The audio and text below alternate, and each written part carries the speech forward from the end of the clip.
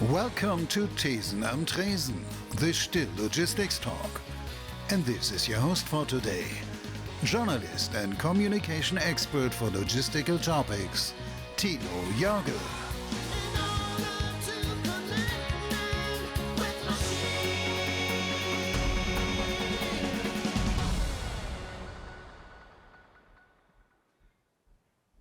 Herzlich willkommen, meine Damen und Herren. Welcome, ladies and gentlemen, here on the 14th floor of the InterContinental Berlin, and also welcome to all of you who are streaming live from your computers at home. Welcome to the Thesen and Tresen talks. We've got great guests for you here today. This afternoon, let me introduce them to you real quick. This is Rolf Beckmann from Hugos Logistics Foundation. He's the engineering director there. Welcome, Mr. Beckmann. And then we have Daniel Küster from Warsteiner Group. He is the supply chain director there. Professor Thorsten Schmidt. We also have Professor Thorsten Schmidt, Professor for Technical Logistics at the Technical University of Dresden. Welcome, Mr. Schmidt.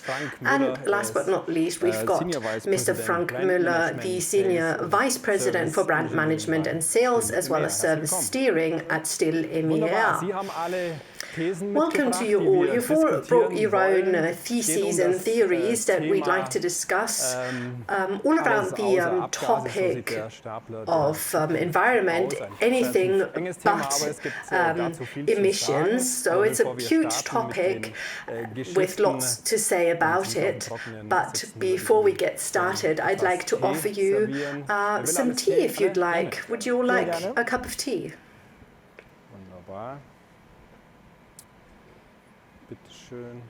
Wonderful, here you go.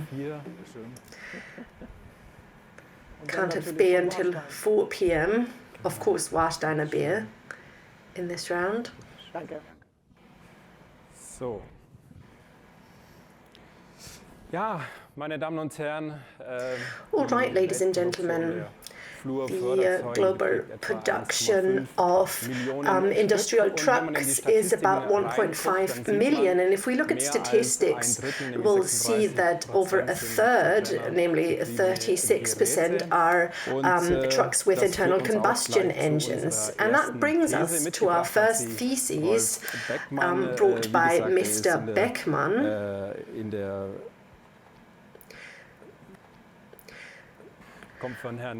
Oh, excuse me. The first thesis is actually by Mr. Küster from Warsteiner Group that we'll discuss.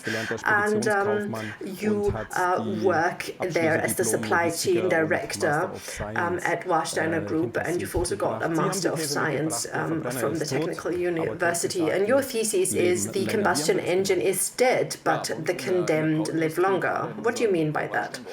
Well, especially in the brewery industry, we've got, long routes with very heavy products that we have to transport. These beer pallets weigh around 900 kilos to a ton, and we have to transport them over very long distances. So we do need the combustion trucks there, the combustion forklift trucks, because we are trying to load our lorries there, and we need to be efficient. And if all these theses come together, it is essential to keep using the combustion engine forklift truck because it has the speed that we need and it can carry the loads that we need. What is your ratio of combustion engine trucks and electric trucks? Well, we have different departments, if you will, according to the applications. So we have small electric forklifts that are very speedy, that can go around corners really easily, and we have the diesel forklifts as well. And for those, we use them to load our lorries, our trucks, and they are really quite fast. And I think we are using around 35% of diesel forklift trucks, and then the rest is other drives. Of course, there are also vehicles that are electrically charged. What do you think about those? Are you against them? No, as I said, we're trying to use them wherever we can, especially the lithium-ion battery chargeable forklifts. But to be quite frank, they don't have the power that we require, especially when we work outside. So these forklifts have to cross distances of several hundred meters, and therefore they don't quite have the power. So we are using mixed models, and the diesel forklifts are still the number one that we're using. So when it comes to around 8 tons, I think I would agree with you. When it comes to 3 and 5 tons, I think our lithium-ion chargeable trucks are do have the same performance, actually. Yes, I agree. We have a lot more electric forklifts in that weight area, but we work 24/7, and that means we are loading day and night, and we have to make sure that the charging times are not too long because the trucks need to run at all times. What about you, Mr. Beckmann? Well, when it comes to loading technology, I do believe that the advancement of the lithium-ion battery will lead to a reduction in prices, especially when it comes to faster loadings. This is a battery that's also being advanced in the automotive industry, and we are seeing great results there. So if we continue to use this technology in the future, I think there will be advancements as well. But I do agree with you that it gets more difficult. However, I still think that the lithium-ion batteries will definitely become more frequently used in the future, and the diesel forklifts will be discontinued at some point. I've got to say I disagree because, as I said, at the moment, the lithium-ion battery isn't quite ready to actually replace the diesel forklifts, and I think it will take several years until we have reached that point. And I think if we need to make sure that trucks are loaded within 45 minutes, I think we will have to continue using the diesel forklift. So I think, yes, a certain share, especially in the brewery industry, can be used with electrics, but the large part should remain diesel engines. Yes, I agree with you that it will remain, that we will keep using combustion engines. The question is, will it be diesel? Because there's so many new approaches that we might be able to use. Of course, combustion engines have their advantages. They are available at short notice. They can cover large distances, like you said. But we are discussing these topics because it also has a negative impact if we keep using the combustion engine forklift. And I do think that there are other opportunities, other possibilities that we can look into, that we should look into, because they are less harmful for the environment. Let's talk about this, maybe e-fuel. What do you think about this from a research perspective? Well, it's not my area of expertise, but I do know that there's a lot of research going on. There's several interesting concepts that scientists are working on, especially when it comes to methane, because it always depends on how we transport it, how we use it. But one thing is clear: we can transport energy in a different way if we keep using and keep looking into this research. I do agree with you, because the traditional application of diesel outside of Europe, for example, if we look at Africa or Asia, then the diesel-driven forklifts are the dominant vehicles. Because this is a resource that's just available all over the place. And I think if we're trying to substitute this, I think this will be quite an interesting field that science and research will have to dive deeper into. But don't you think that this is also a kind of transition area, the era that we're in at the moment, because diesel is still better than e-fuels or synthetic fuels? No, well, I think we are looking at different challenges, because loading trucks is something that we will continue to do. So not everything is going to be available for every application. And there are very strong arguments for combustion engines when it comes to loading trucks in very little time. you have another thesis that you brought along, Mr. Küster. You said when it comes to new developments, savings are made in the wrong place. Money is saved in the wrong place. How do you mean that? Well, it's striking that whenever we talk about lithium-ion batteries, that what we're seeing is that regarding the new forklifts, it's the case is quite often that we have solid rubber tires and that these springs are different. And that's something that I think must be prevented, because there are still people, humans, using these forklifts that have to be able to mount them and then alight them. So the springs and the padding within the forklifts, that's not something where we should try to save money, because the health of our employees, of our staff, should be our utmost priority, and their safety as well while they work in their warehouses. So I do think we have to take a closer look at this in the future and make sure that we don't save in the wrong places. Mr. Müller, what do you think? Yes, this is definitely an interesting challenge. As soon as of course, the drives and the engines require more space, conflicts will arise. I definitely agree with you, Mr. Küster. We have to resolve these conflicts, because when it comes to safety and also when it comes to ergonomics, I don't think we should try to save money there, because that's definitely the wrong place. Of course, we're trying to make the forklifts, rather compact and small so that they're easy to maneuver. But definitely, we have to keep safety in mind. Let's also look 10 years into the future, maybe, and consider the question whether people will actually keep using forklifts, or whether technology will allow us to have them fully automated and humans will no longer have to be loading trucks with forklifts, because the availability of resources, especially human resources, is going to go down. And whether humans will keep driving forklifts from A to B, or whether they will be actually applied in intellectually more challenging areas, that will be an interesting question.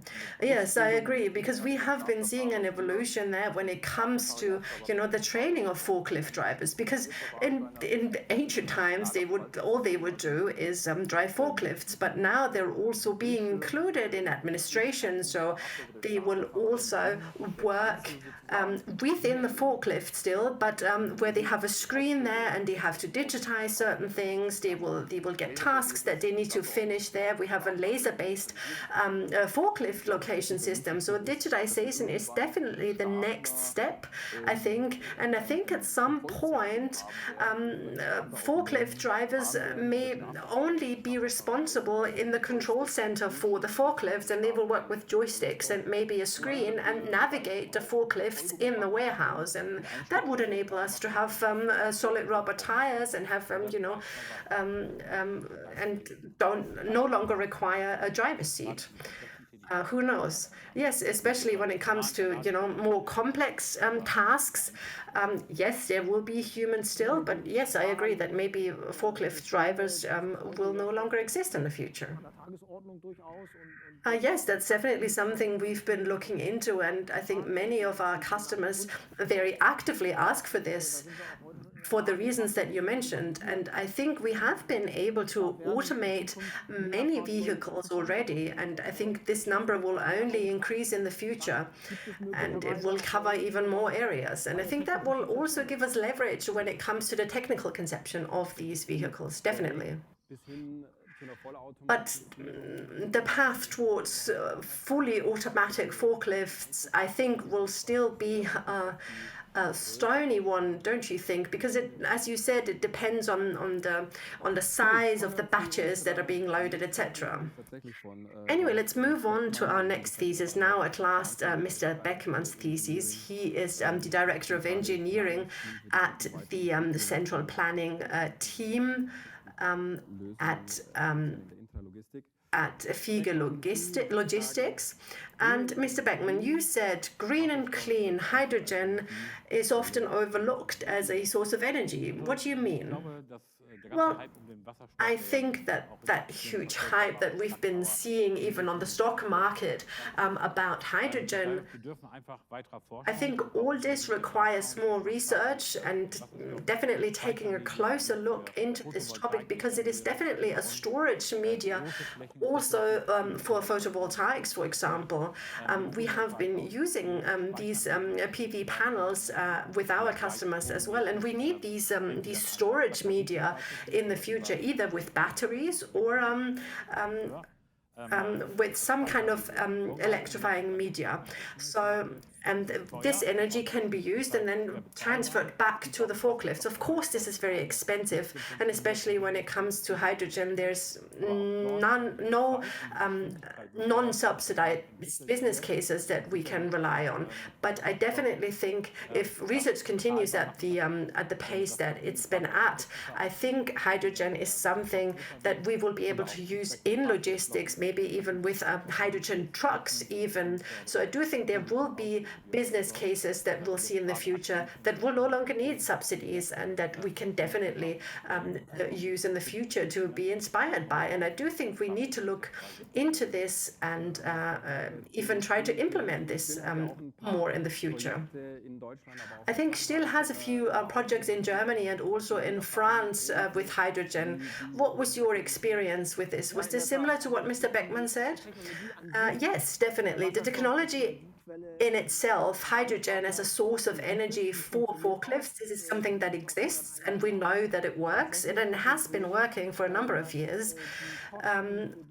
But the fact is that the cost for this technology in day-to-day business is very difficult to argue. So we do need support still in order to make this business case something that really works. So we do still need subsidies. Many years ago, we started looking into the topic of hydrogen, and we basically said that we need the automotive industry to boost this technology, and then basically piggybacking off of the automotive industry, we will be able to foster this technology and to promote it more. I'm definitely convinced that it will play a more important role in the future, especially when it comes to combining different types of energy. And of course, that includes electricity, that includes combustion engines, but it also includes hydrogen. So we need the right balance, the right combination of these different energy sources. Well, you know, hydrogen is a great source of energy, but I don't think it's applicable for forklifts, because they are energy storages, so it cannot really provide any electric power at short notice. And that's something that we need with forklifts, because they need to accelerate, they need to lift heavy loads, and that's not something that hydrogen cells can provide. We will need different energy sources to provide this short notice energy that we need there. So this concept of hydrogen, I don't think is applicable when it comes to forklift trucks. It's impressive what the engineers have shown is possible, great application too, but I don't think it will apply to the forklifts, because it will remain too expensive also in the future. So basically what you're saying is that, yes, small projects will remain and they will only survive if they're subsidized. Yes, on a technical level it works, but it's just not very economical. So what are you saying? It's better to invest all our power into electrification and sort of bet on that horse instead of investing in the energy mix?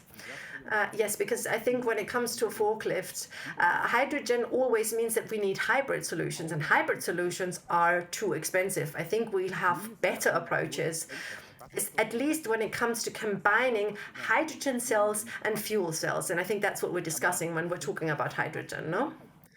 Yes, but if we look at climate and sustainability, I think we might have to take these small and expensive steps, because the sum of all these steps, I think, is going to bring about change. I think we have to look into this. We have to be passionate about these new types of energy, because creating energy from sunlight and water, that's impressive, that's amazing. That's not something that we should underestimate. And I think we have seen it that also, citizens, people are demanding that we make changes here. I agree, but I think there are better solutions than the one that we are discussing at the moment. Still. So you would be in favor of also politics applying pressure on doing more research in this direction? Yes, I think we've also seen it at the general elections, that this is what people are demanding, what people want to see in the future. Research into more sustainability. We've seen the impacts of climate change already. We've seen the floodings in Germany, etc. But we have to make it really clear. Manufacturers, logistics, all these departments have to make it clear that they want to take these new steps. And I don't think people are gonna watch us be idle. So at Warsteiner, you guys are going to make sure that this becomes sustainable as well? Yes, I definitely think that, in society, people are taking a very close look at how companies are doing when it comes to climate change. I think society's pressure is going to grow. I am definitely a big fan of sustainability. I use the train. I'm definitely in favor of, using new sustainable energies, wind energy, etc. So I'm a big fan, but I do think when it comes to this business case that you mentioned, that is still a negative one because it needs the subsidies. We have to make sure that we are independent of politics here. I don't think we can depend on politics and count on their support.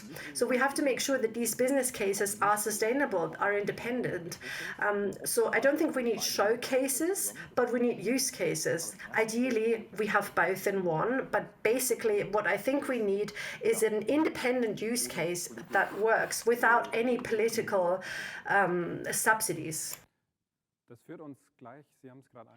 So, as you have indicated, that takes us directly to the idea about sustainability of Mr. Müller. You've been in your company for over 20 years at the Still. You have helped to develop the brand in the company in a number of regions. You were Vice President of Sales for Central Europe, for example, Senior Vice President of Sales for Eastern Europe. Now, also for the Middle East and Africa, and you've said sustainability projects are fantastic, but our customers don't usually like to open up the company coffers. Yes, we've calculated a number of business cases. Of course, these always have to be calculated. And in fact,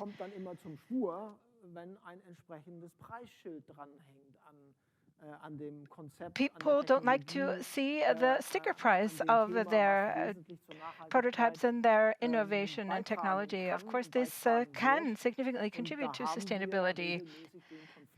And oftentimes we are faced with the conflict between our company and our customers. We need to strike the proper balance between sustainability and a solid financial performance. This is a great deal of tension that we have to cope with. To date, many companies are on the defensive. They prefer not to open the company coffers, perhaps compared to others. We've talked about this. There are others that have set the example. A number of companies have been very conservative here. So we need more pressure from society. It must be visible and tangible. This is very positive and important. But I think politicians also need to support these in an ongoing way so that it can be self-sustainable. So this is an area of tension that all business leaders will have to focus on. You've just talked about Fiege. of course, and those who guide these companies, Mr. Beckmann. So there are other some products that are sustainable and some are not. And what do you think about that? Well, yes, Felix, of course, has just touched on this. Of course, you have to look at exactly what the CO2 emissions are. And in terms of certification and sustainability, this is something that we will be coping with in a few years. The question is, will customers have to pay for this, or the final customer will not it will not be able to go unpaid? But I believe in Germany we will be able to support a number of technological solutions, but this will not remain price neutral. I wanted to point that out ahead of time, but we want to set an example. I think it's important to set small examples, and I think that many people wish to emulate us. This will create a greater impact. This is something we can do for many other purposes in order to create enthusiasm and get people to follow in our footsteps. We've been able to improve our carbon footprints. Many customers did not want to do that, but many customers are now on board with that. And I think that a great deal is yet to come into the future. So I would like to count on that. And many people have been counting on that for several years now. And I think that's a good idea.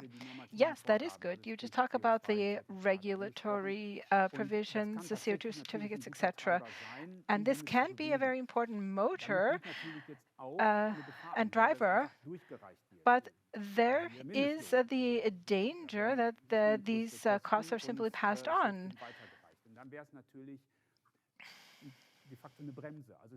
So this is actually acts as a millstone around our necks. So I think we need other drivers. And I think this has to do with the retail customers. This is what they have to want. They have to demand these. We can argue on the basis not only of cost, but also environmental impact. And if we can raise this awareness to a greater degree, then I think we will be able to operate within a completely different framework. This will be an important driver. So times are changing, and I think more attention and more importance is being placed on this issue. I think that there are many changes yet to come, but I think the main engine behind this will have to be people who will have to increasingly demand these solutions.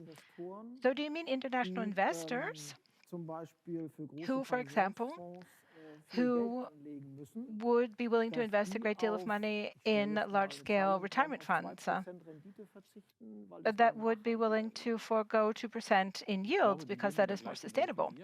Well, I think we all live in the same world. All of them are affected by the climate, and I think they would have no choice.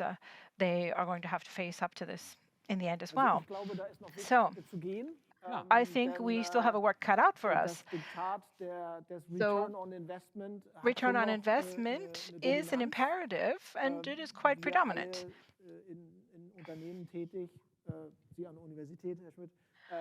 All of us are working in companies, and you, Mr. Schmidt, are at the university, and we all have to earn a living within a particular framework. And we have to take those constraints into consideration. So we have this field of tension between sustainability and the concomitant costs, at least in the short term. But I think in the long term, it's very clear to me that what's headed our way in terms of climate change is going to be more expensive than anything we could imagine. There are a number of model calculations in the neighborhood of a couple of billion euros or dollars, but I think that is very conservative. But I still see tension in our near future, even though these developments are probably headed for us in the long term. And the companies are under pressure, and they do not have very much margin of maneuver, particularly when these countries are all under the same pressures. And different actors are trying to rise above the market. These regulatory measures can help us. They can help change the game. They change the rules of the game. And for the medium term, I see other drivers at work. So, if we reverse engineer that, you would say that the large buyers, people who purchase transport services in the amount of several million euros. So what happens if they put emphasis on green service providers, or maybe people who are not green but cheaper? So here you have the choice. What do I take? There are other criteria that we have to consider. Yes, in our calls for tenders, whether this is intralogistics, forklifts, or transports, we include sustainability. But this ties into what Mr. Müller said. We have to keep an eye on the business case and the costs. I think there's a number of companies out there that are more or less paying lip service to sustainability. They have some photovoltaic panels on the warehouse, and maybe they have a couple of forklifts, but I think you have to look at the entire logistics chain and end to end.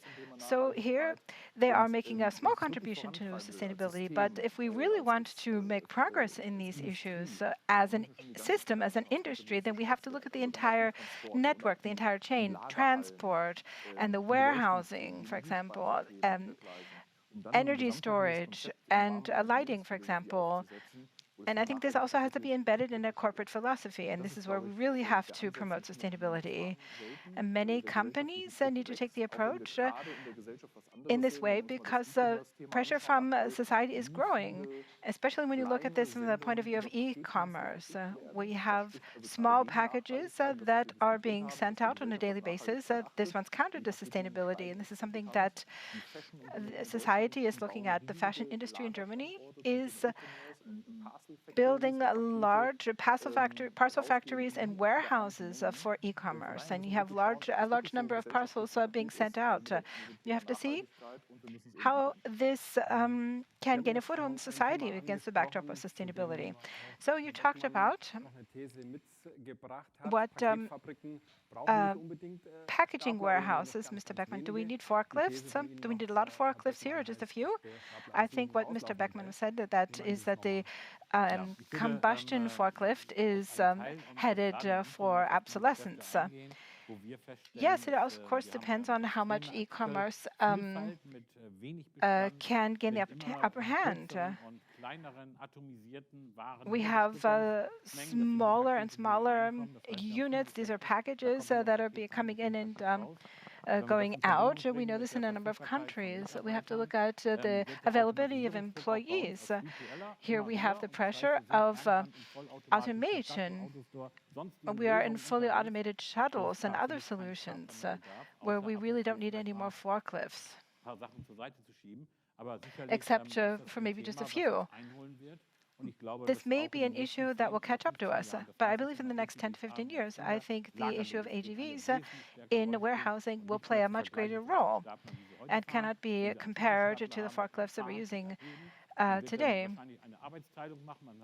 I believe there will be a division of labor with all of this machinery, for example, where driving is required, then perhaps you can employ AGVs and other types of guidance systems that can communicate with each other.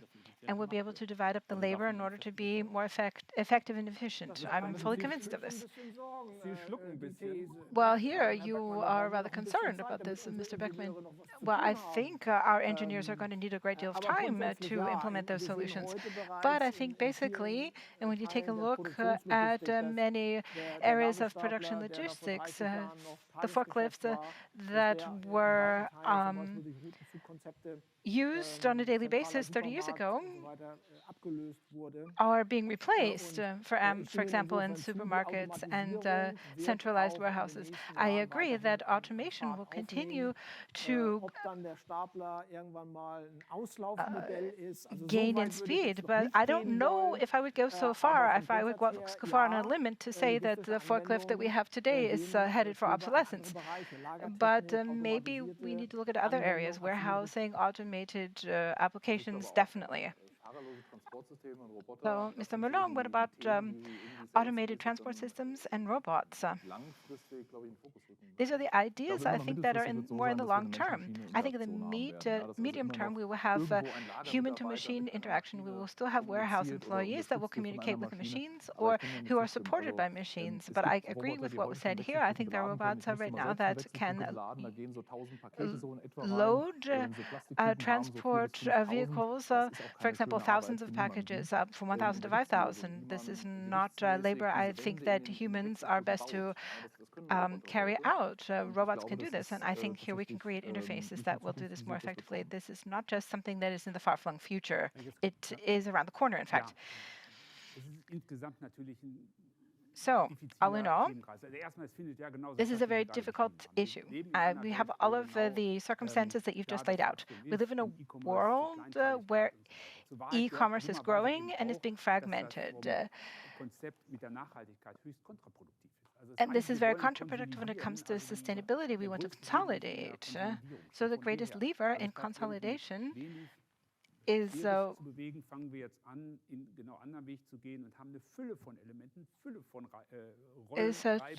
look at a number of solutions, sensors, etc.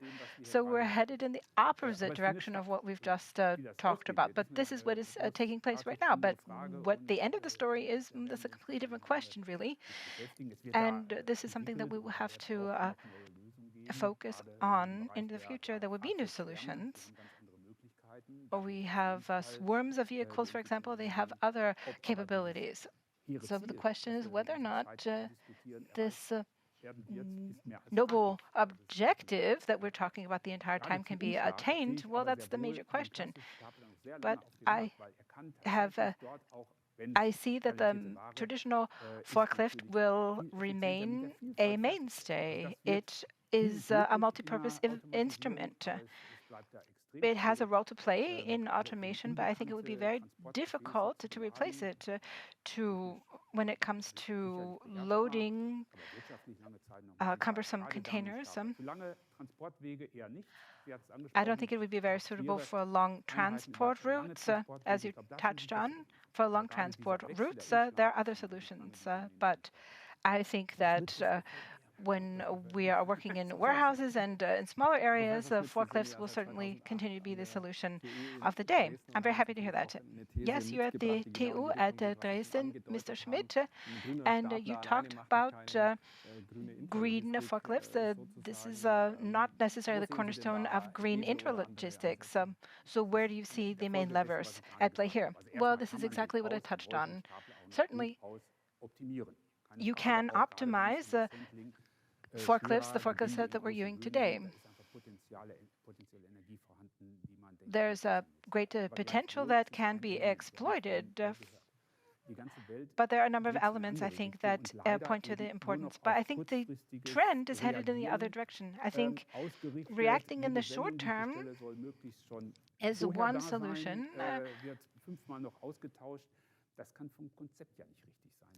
but short-term replacements, I don't think, can be the solution. We have to look at how this fits into the concept of sustainability. We have to look at our objectives, and we have to look at what is happening in the market. I have to be able to address the market differently because there's awareness in the market. Particularly if we are trying to operate as quickly as possible and as small units as possible, then I don't know if that's going to make a lot of sense, particularly within the context of sustainability. If we want to have system guidance solutions, I think we have to be a lot more clever in how we approach this. Well, the retail consumer wants cheaper products. And if they're going to order products from Warsteiner, they don't want to order an entire pallet, for example. They only want smaller units. The question, of course, would entail ramifications for transport costs. So a short yes or no question, perhaps for our final round, has already offered itself up. So let's consult our crystal ball for the future. In 10 years, so will diesel forklifts be replaced in 10 years by half? Yes, I think they will be reduced by half, but I think they will be replaced by other combustible engines. Yes, Mr. Schmidt, you are. Yes. You are in agreement as well. Everybody agrees that they will be replaced. At least half of them will be replaced. Yes, fantastic. So I think that's the ideal conclusion for this round of discussions. Thank you very much, ladies and gentlemen, for your attention. All of our talks will be available on demand at www.still.de. Thank you very much for your participation and all of your fascinating ideas. So we will see you back here tomorrow at 11 a.m. on digitalization at 3 p.m. We will be talking about automation. So, thank you very much. See you back tomorrow.